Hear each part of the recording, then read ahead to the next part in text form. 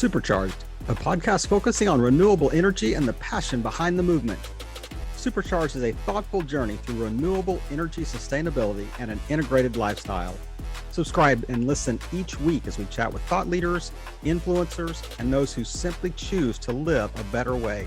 And hopefully, along the way, you too will be inspired to live supercharged.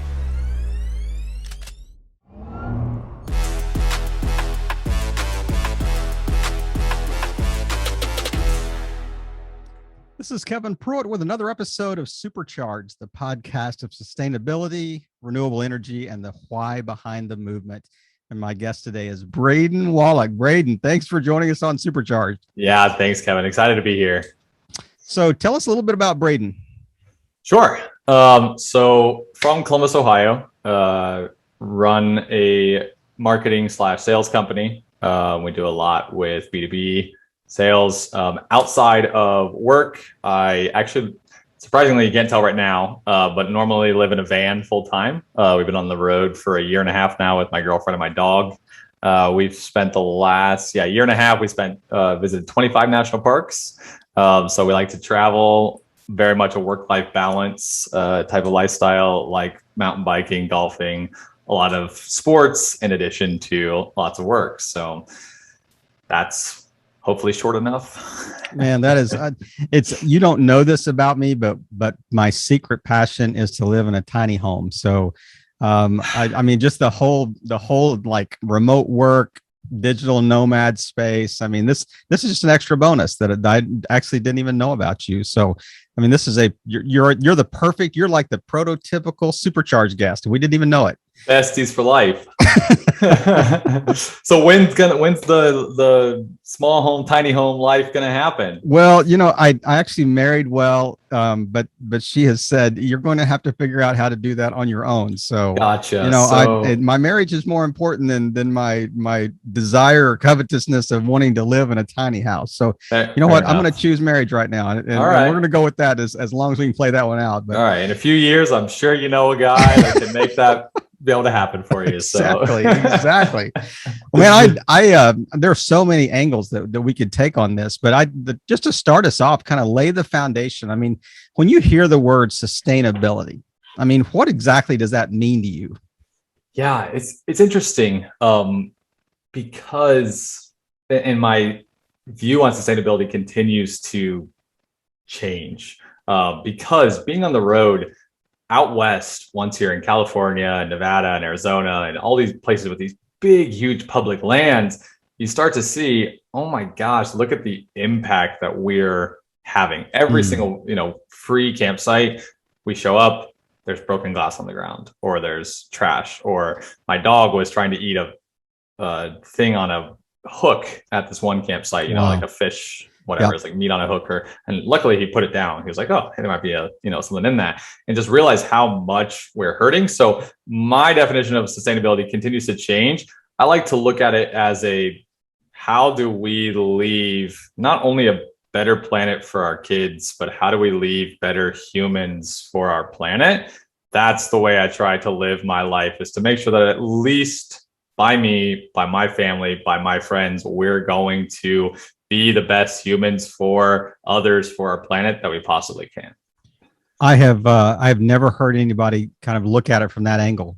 So is there a light bulb moment that came on that you kind of thought, hey, that's what's causing me to kind of look at this differently? Well, if people hear that I listen to this rapper, it may come off controversial, but there's a rapper called Tom McDonald. He is very much I don't know, lots of different kind of music, but it was just a line in one of his songs that just said, we're always worried about leaving a better world for our kids, but what about leaving better kids for our planet? And that's when it kind of hit me. So I can't take the credit for it, all on him. I just kind of like took that and said, oh, I need to worry about myself too, and how I'm impacting, and how not just litter and not just being green, but also how am I impacting lives and emotions and feelings and bettering people who are here now, not just the people of the future as well. Right.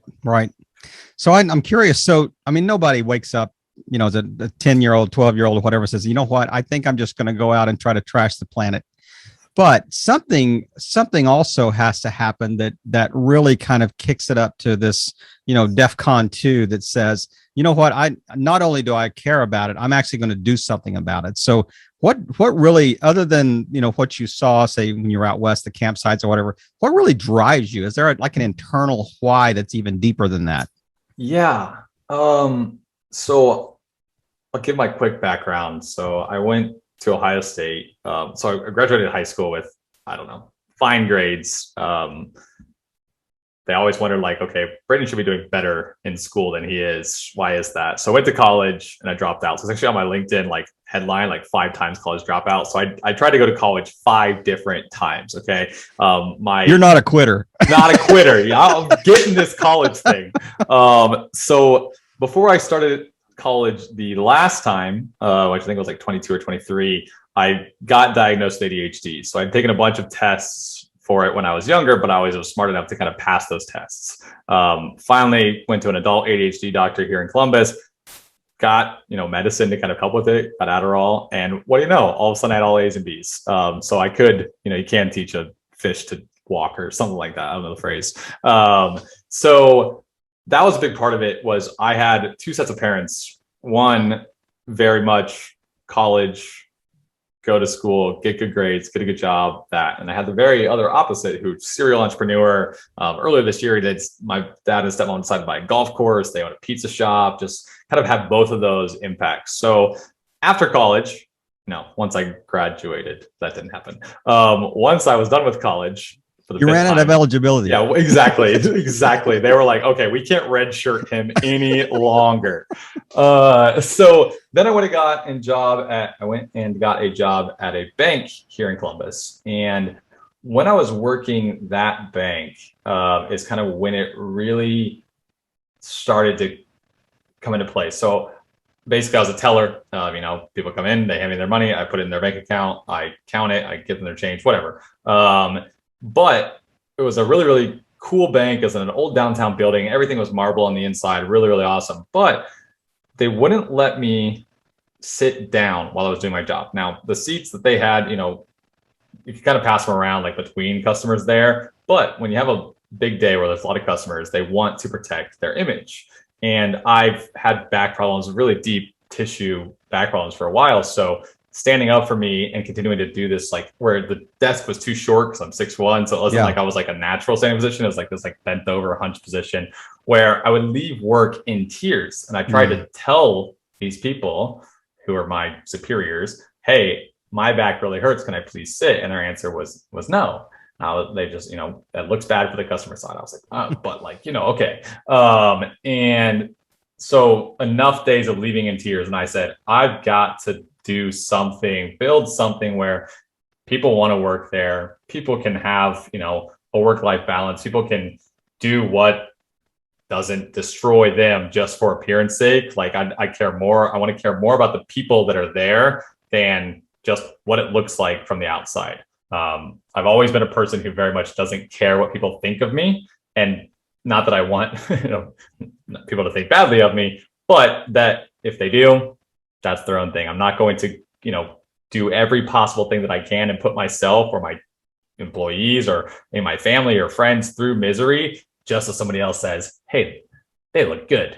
So that's really where the entrepreneur journey started. I quit that job on a whim. I then bought and sold cell phones on Craigslist for a living for a while. Eventually got around to starting HyperSocial, which is what I'm doing now.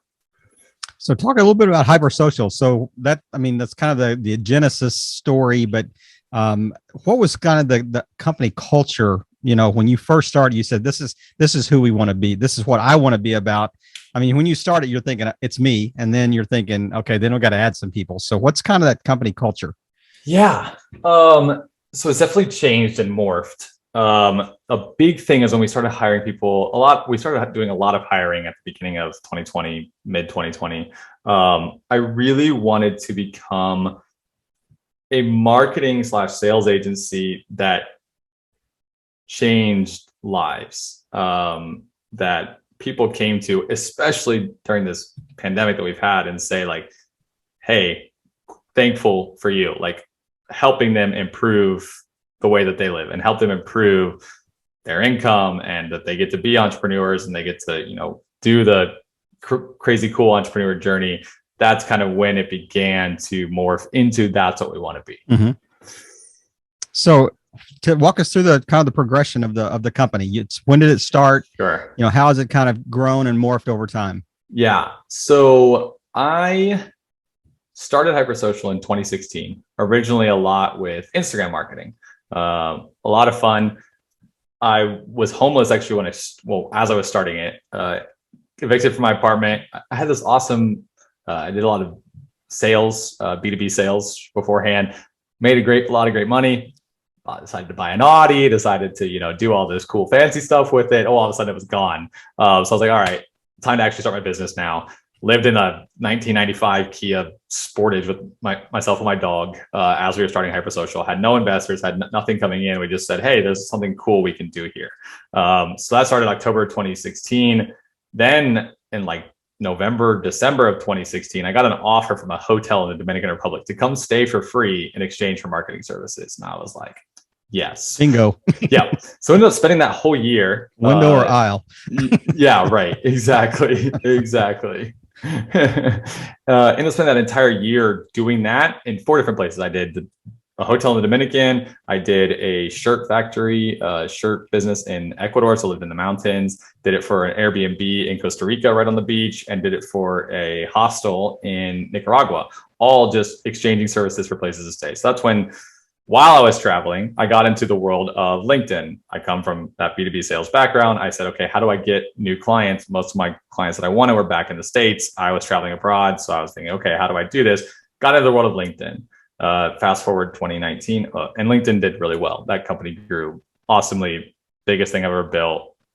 Wasn't so, dead broke. Wasn't making a ton of money, but wasn't dead broke. It was a lot of fun. 2019 comes around, Instagram changes their algorithm. I decided I didn't want to work with as many fashion blogger influencers because I wear a t-shirt and shorts every day and I don't know what they're talking about.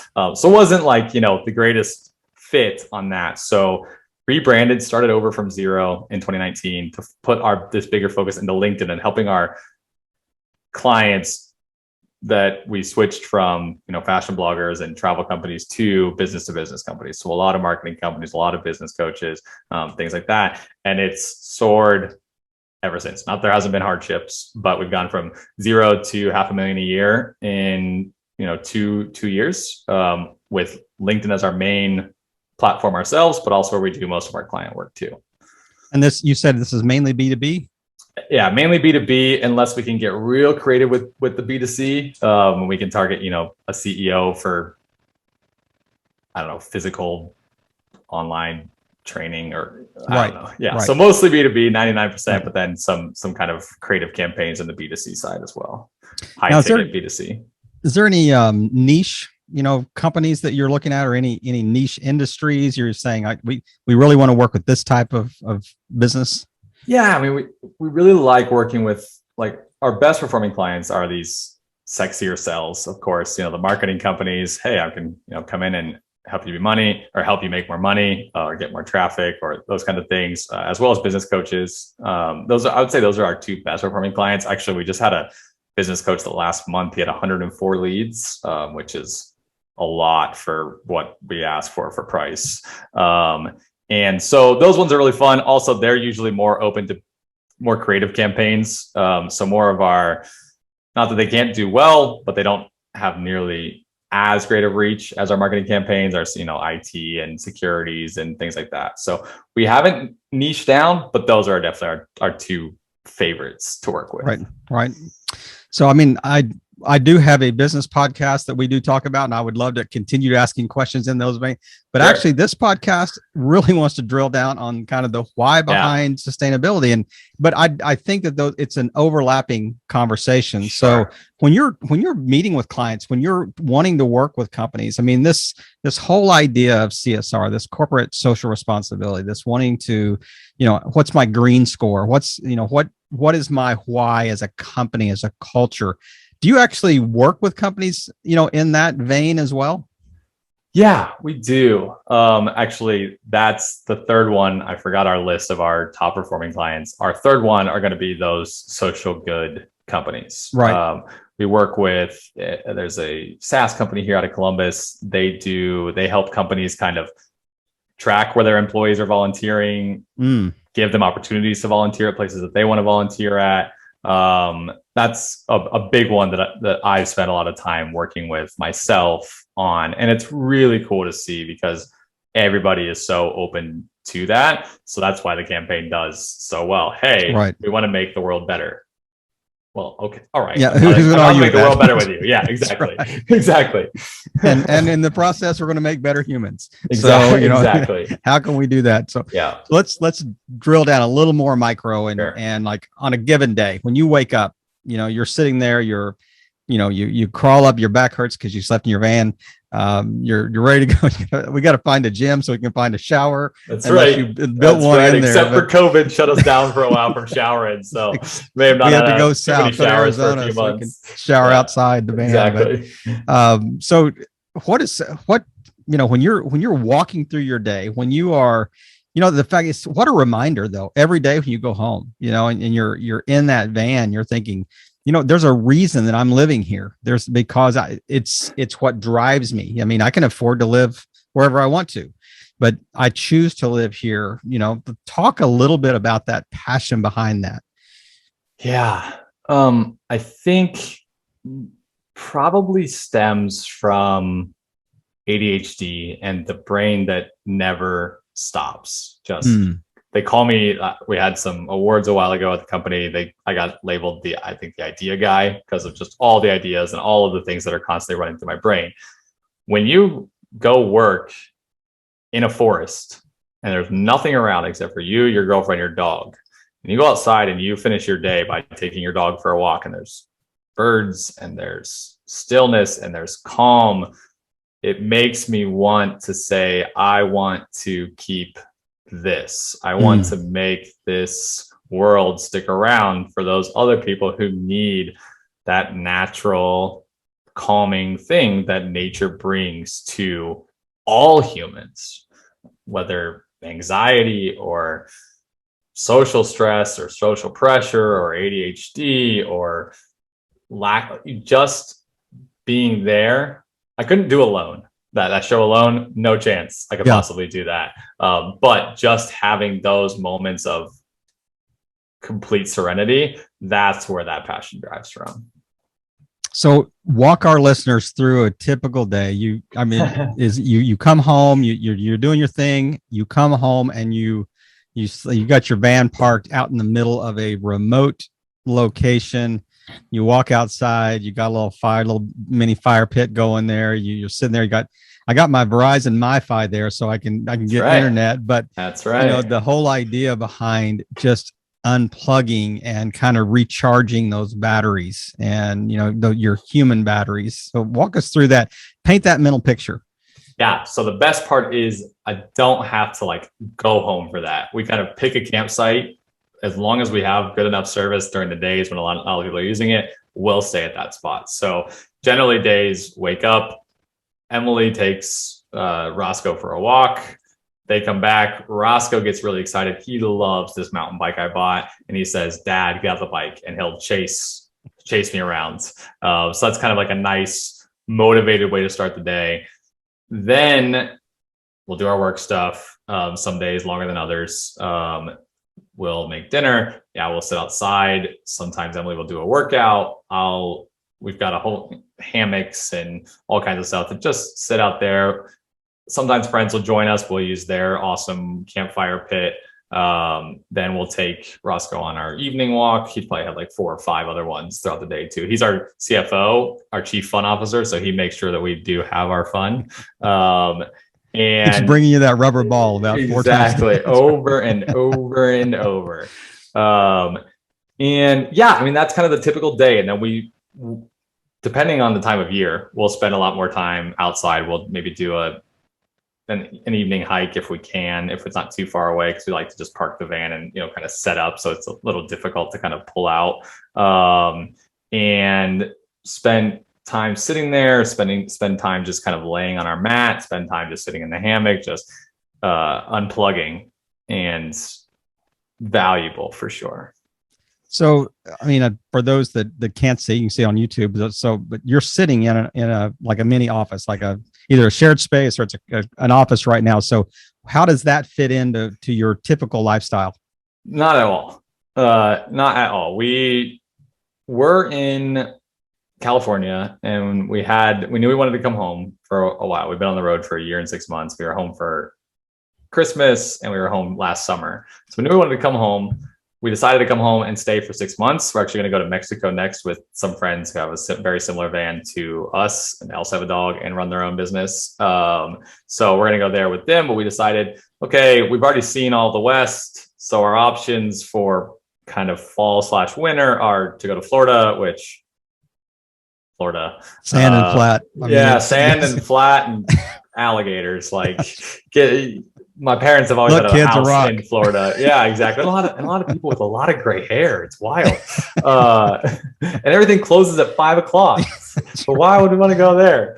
And not a lot of nature either. Like Florida is obviously a lot of very developed. So there's not a lot of just like peace and serenity unless you're in the Everglades, and then you got to look every second. That's right. Alligator or crocodile is going to bite you. So, so yeah, this is while we're home. We actually work with this co-share company. They're called Cohatch out of Columbus. And we have our office here. We're still kind of staying around, bouncing from house to house at the moment, parents' house and friends' houses and things like that. So this is very atypical. Normally, I will try to show off a little more and say, hey, look at my background of these mountains or of this forest. And it's not a Zoom background. It's no, real. That's the best part is when I get on a call and people know that I'm traveling, it's never a, hey, Braden, how are you?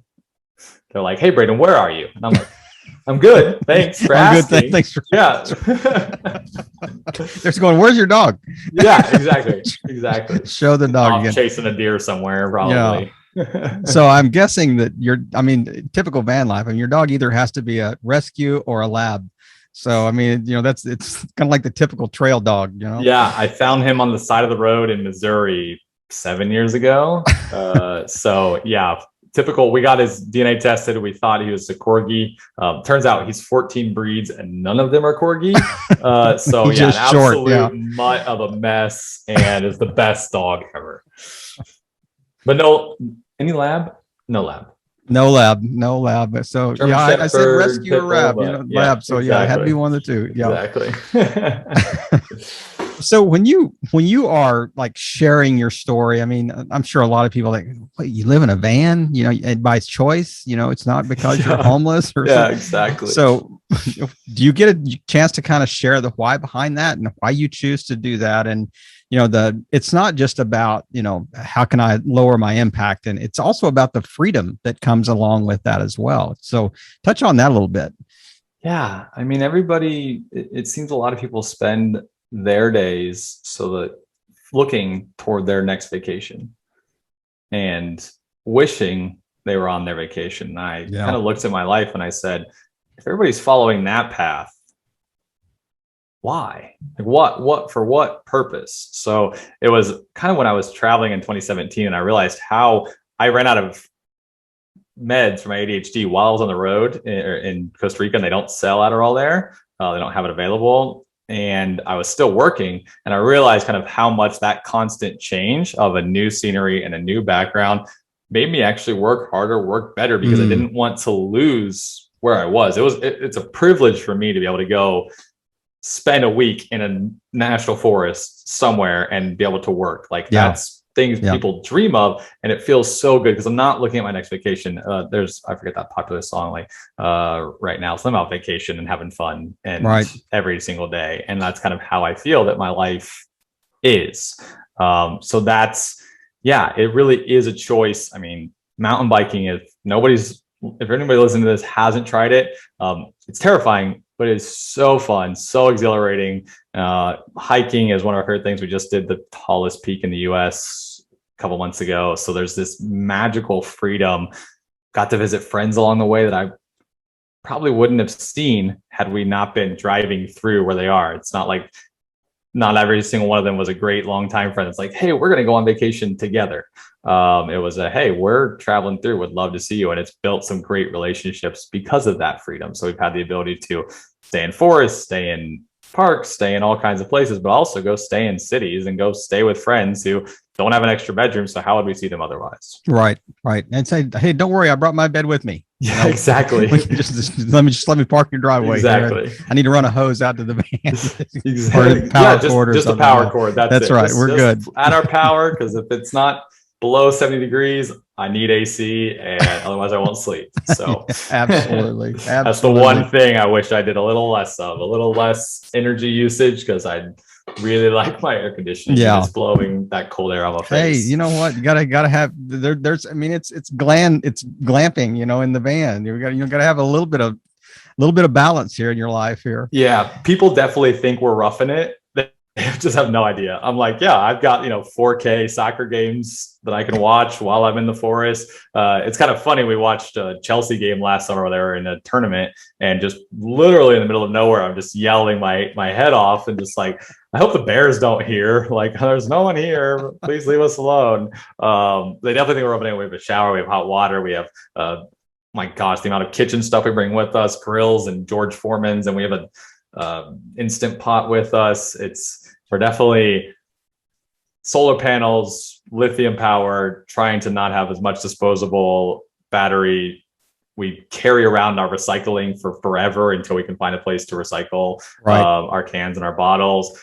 But we're not roughing it. And people definitely think we are. I mean, maybe we're roughing it according to some people. Maybe they can obviously do it, but it's not as rough as people think. But what a key point you just made there, to kind of just gloss by it real quick, is that this is not always painful to do. I mean, there are things that you literally can do, that will have an impact, that are, very low stress, easy to do. And I mean, it's actually a perfect segue to, as we're kind of wrapping up here today, is just like, talk to somebody that has kind of the desire to do this. But if, you can wrap up there's so many ways you could wrap this up, but, talk about, okay, what does it mean to design your own lifestyle, the business around your lifestyle? What does it mean to care about the environment and have all these things kind of come together in this perfect storm of impact? So just kind of talk people through just the first step they can take tomorrow type thing.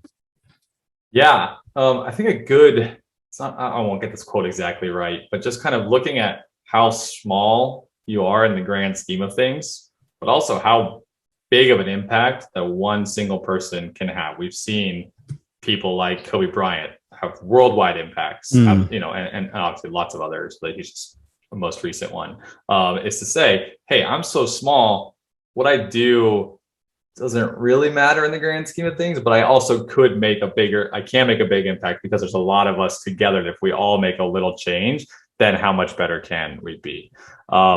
So what I would say, if anybody wants to go start doing better, but also start just building a lifestyle, a life around their lifestyle, figure out what brings you joy at the end of the day. The way that I always look at things is, when I'm on my deathbed, will I have regrets from not doing things? Way more than I would have regrets for the crazy, not as rich as a lot of people want to be, not as always as comfortable lifestyle, but I'm doing things that when I get to tell them to my grandkids, they're going to be awesome stories. So just kind of looking at that and saying, and what I'm doing is what I'm doing. Yeah. English. What I really would love to do. And if no, how do you do that?